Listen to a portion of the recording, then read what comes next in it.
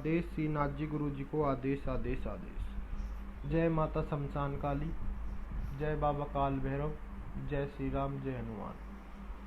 आप सभी लोगों का इस चैनल अघोर साधना विज्ञान में स्वागत है। तो जिन जिन लोगों ने इस चैनल को सब्सक्राइब नहीं करा है, कृपया करके वो सब्सक्राइब कर दें और बेल आइकन को भी प्रेस कर दें, जिससे आने वाली वीडियो का नोटिफिकेशन आपके पास तुरंत पहुंच पाए। तो आज मैं आपको बाबा भैरवनाथ का एक कार्य सिद्धि का मंत्र प्रदान कर रहा हूं, जो कि बहुत प्राचीन है, जो कि शिष्य दर शिष्य परंपरा से आगे चलता था। आज से 15-20 साल पहले ना तो किताबें होती थी, ना इंटरनेट होता था। एक रहस्यमयी विद्या के अंतर्गत गुरु शिष्य के बीच में विद्याओं का दान प्रदान होता था। और ये जो मंत्र है, ये स्पेशल उनके लिए है जिनके कार्य अटकते हैं, या फिर कोई बड़ा कार्य आपका नहीं हो रहा, तो बाबा भैरवनाथ की कृपा से जब आप इस साधना को करेंगे तो आप देखेंगे कि आपके जो अटके हुए काम है वो धीरे धीरे बनने शुरू हो गए हैं। तो ये साबरी विद्या का प्राचीन मंत्र है। ध्यान से सुन लें आप इस मंत्र को। ओम नमो भैरवनाथ, काली का पुत्र, हाजिर होके तुम मेरा कारज करो तुरंत। कमर बिराज मस्त, डगा लंगोट घूगर माल, हाथ बिराज डमरू खप्पर त्रिशूल, मस्तक बिराज तिलक सिंदूर, शीश बिराज जटाजूट, गल बिराज नोद जनेऊ। ओम नमो भैरवनाथ, काली का पुत्र, हाजिर होके तुम मेरा कारज करो तुरंत, नित उठ करो आदेश आदेश। इसमें एक भैरव बाबा को आदेश दिया जा रहा है कि आप मेरा काम करिए। तो ये जो मंत्र है बहुत प्राचीन मंत्र है, और इसका जो विधान रहेगा रात्रि के आपको 9 बजे के बाद का रहेगा। और आपको पंचोपचार भैरव बाबा की पूजा करनी है। भोग में जो मैंने हर वीडियो में बता चुका हूँ पीछे की किन को क्या क्या भोग लगता है। जिनको नहीं पता है वो चैनल पे जाके पीछे मेरी वीडियो को चेक करें।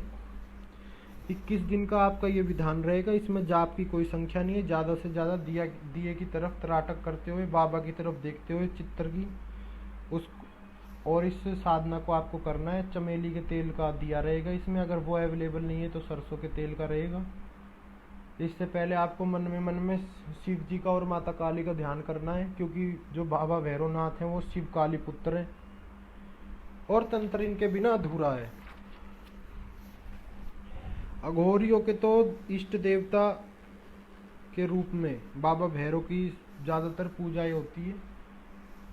तो आप इस मंत्र को करें और देखें कि इससे आपको एक निश्चित रूप से पॉजिटिव रिजल्ट मिलेगा। आपके जो काम अटके हुए हैं उनमें आपको सफलता मिलेगी। और जो इसमें भोग लगाएंगे, आपको प्रतिदिन किसी स्वान को अर्पित करना है, ना तो खुद खाना है ना किसी को खिलाना है। तो जो आजकल साधकों के साथ चल रहा है, वो बड़ी बड़ी साधनाओं के पीछे भाग रहे हैं, अपनी मूल चीज़ों को छोड़ दिया है उन्होंने। हनुमान चालीसा, गणेश जी की पूजा, लक्ष्मी जी की पूजा और इतर योनिया नेगेटिव साधनाएं जो सन्यासियों के लिए बनी हुई हैं, उनकी तरफ उनका रुझान आजकल ज़्यादा है। और कमेंटों में बार बार लोग माता काली की साधना के लिए बोल रहे हैं, तो मैं बता दूं आपको, माता काली की या फिर किसी भी महाविद्या की साधना के लिए आपको गुरु दीक्षित होना अनिवार्य है। उसके बिना अगर आप करेंगे तो ना तो आपकी साधना ज़्यादा फलीभूत होगी, ना आपके पास सुरक्षा घेरा मंत्र है, ना ही आपको विधि विधान का पता है। आपके पास सिर्फ मंत्र है जो कि बिल्कुल आदि अधूरे ज्ञान है। और जो खतरनाक माता के मंत्र हैं उनके लिए तो आपके पास बहुत ही एक प्रचंड गुरु का होना आवश्यक है, जो अगर आप किसी दुविधा में पड़ जाएं तो आपको बाहर निकालने की क्षमता भी रखते हो, जिन्होंने अपनी ज़िंदगी में इस फील्ड में प्रैक्टिकल करा हो, जिन पे माता की और बाबा भैरव की कृपा हो। अगर आपसे कोई त्रुटि होती है तो जो वाम मार्गी साधना होती है, घोर की साधना होती है, इनमें रीटेक नहीं होता, आपको दंड निश्चित मिलता है। तो सबसे पहले आप अपनी नींव को मजबूत करिए। जब आप मजबूत हो जाएंगे, आप उनकी ऊर्जा के वेग को सहने के लायक बन जाएंगे, तो आप किसी भी साधना में हाथ डाल सकते हैं। जब आपके ऊपर गुरु का आशीर्वाद होगा तो आप किसी भी साधना में सफल हो सकते हैं। तो ये बातें मैं बार बार इसलिए मुझे रिपीट करना पड़ता है, क्योंकि जो मैं बातें बताता हूँ फिर उन्हीं बातों को कमेंट आता है। पर एक टीचर का काम है स्टूडेंट को परफेक्ट करना। कई सब्सक्राइबर जो नए भी जुड़े होंगे उन्हें भी बता दूं, मैं किसी भी महाविद्या की साधना करने के लिए, कोई भी शमशानी साधना करने के लिए, कोई भी इतर योनि की साधना करने के लिए, उसमें XYZ कोई भी साधनाएं आती हों, चाहे 52 वीर साधना आती हों कलुआ साधना आती हो, मुंजा साधना आती हो, दिवालन साधना आती हो, यक्षिणी की साधना आती हो, अप्सराएं की साधना आती हो, इन सब साधनाओं के पीछे जो आप आजकल लोग भटक रहे हो, इन सब साधनाओं के करने के लिए एक साधक को तैयार होना पड़ता है। पहले वो हर पंथ का एक क्रम होता है, जैसे कि अघोर में होता है सबसे पहले गुरु मंत्र साधना। जैसे ही आपका गुरु मंत्र जागृत हो जाता है उसके बाद आप एलिजिबल हो जाते हैं कि आप किसी भी मंत्र को उठा सकते हैं, क्योंकि गुरु की प्रोटेक्शन आपके साथ लग चुकी है।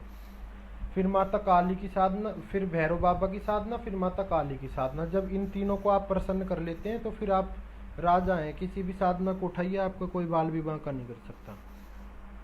तो अलग अलग पद्धतियों से माता की और बाबा भैरव की साधना होती हैं, वो जो आपको अच्छा लगे आप उसको चूज कर सकते हैं और साधना के द्वारा अपने जीवन को एक सुखमय जीवन बना सकते हैं।